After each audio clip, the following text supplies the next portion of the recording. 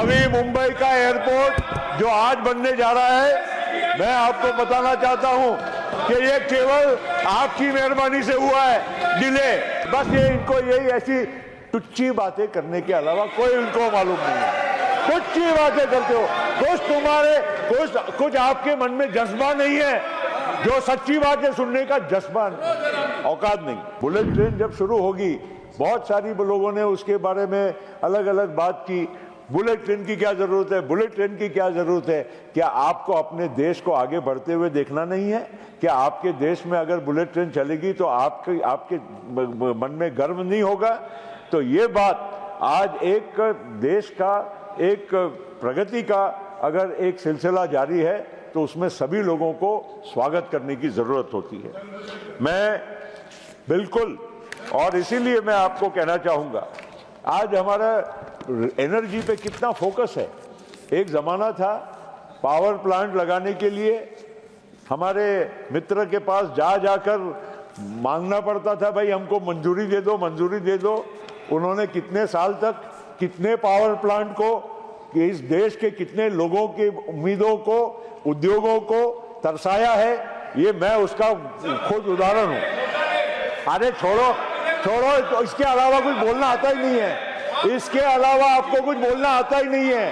अरे छोड़ो, नवी मुंबई का एयरपोर्ट जो आज बनने जा रहा है, मैं आपको बताना चाहता हूं कि ये केवल आपकी मेहरबानी से हुआ है डिले। मुझे क्या बता रहे हो? अरे छोड़िए, मैं जानबूझकर ये बात बोला क्योंकि आपको इसके अलावा और कुछ बोलने का आता नहीं। अरे छोड़िए, और इसीलिए बस ये इनको यही ऐसी टुच्ची बातें करने के अलावा कोई इनको मालूम नहीं है।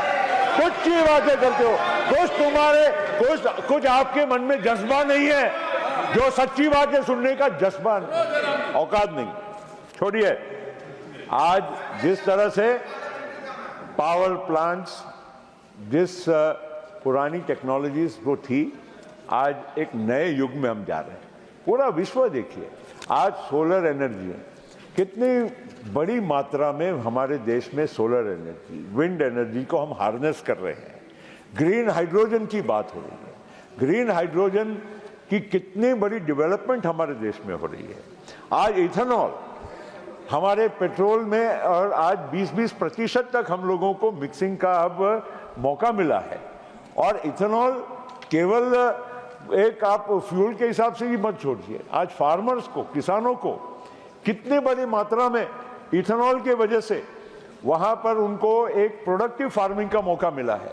मैं अपने क्षेत्र में मैं देखता हूं ना कि एक जमाने में इथेनॉल के लिए खाली हम शुगर केन की बात करते थे, उसका में से कन्वर्ट करो जूस से। आज मक्के से इथेनॉल बनता है, राइस से इथेनॉल बनता है, ब्रोकन राइस जो हमारा अदरवाइज वेस्ट होता था, उससे आज प्रोडक्टिवली हम इथेनॉल बना रहे हैं। उसका फायदा किसको मिल रहा है? इस देश के किसानों को मिल रहा है। उनको ज्यादा उनकी उपज का दाम मिल रहा है, उनकी प्रोडक्टिविटी के ऊपर उसका असर हो रहा है, पॉजिटिव असर हो रहा है। तो ये सब बातों को कहीं ना कहीं हम लोगों को एक्सेप्ट करना पड़ेगा कि भारत बदल रहा है। और आज अगर आप सोचेंगे कि फूड सिक्योरिटी के मामले में, मैं कह रहा था ना कि रोटी कपड़ा मकान ही एक हमारा मूल मंत्र था, वो जमाना बदल गया।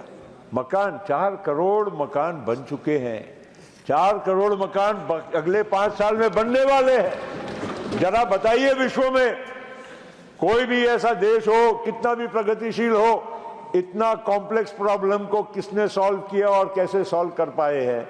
ये भी हम लोगों को कहीं ना कहीं कबूल करना पड़ेगा, एक्सेप्ट करना पड़ेगा। और इसके साथ साथ आज फूड सिक्योरिटी, 80 करोड़ लोगों को 3 साल से और अगले 5 साल की गारंटी ये मोदी साहब ने दी है कि जिसको किसी को भी आज भूखे पेट इस देश में अब सोना नहीं पड़ेगा। ये बात की खबरदारी ली गई है।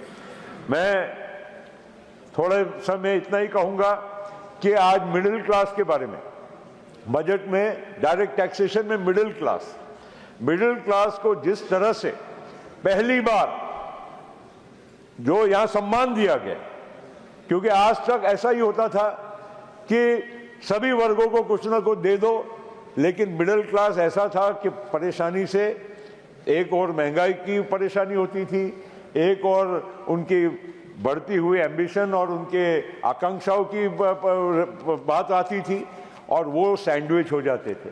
उनके लिए ना इधर का रास्ता था ना उधर का रास्ता था, सीमित आय में उनको अपना जीवन गुजारना पड़ता था। आज 1 लाख रुपया महीने की सामान्य इनकम बहुत मिडिल क्लास के लोगों को भी है, और 1 लाख रुपये की इनकम तक आप 80,000 रुपये तक आपको फायदा प्रति सालाना एक मिडिल क्लास फैमिली को हो रहा है।